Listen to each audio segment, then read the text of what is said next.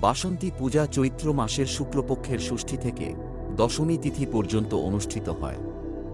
বসন্তকালে হয় বলে একে বাসন্তী পূজা বলা হয়। শারদীয়া পূজা আশ্বিন মাসের শুক্লপক্ষের ষষ্ঠী থেকে দশমী তিথি পর্যন্ত অনুষ্ঠিত হয়।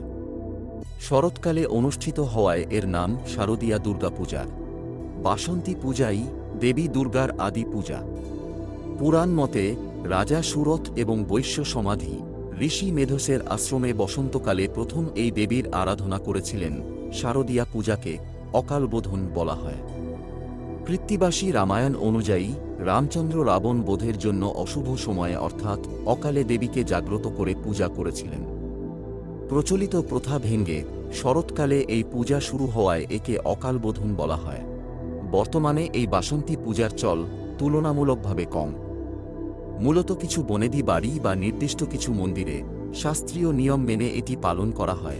শারদীয়া পূজাটি বাঙালি হিন্দুদের প্রধান ও সর্ববৃহৎ ধর্মীয় উৎসব।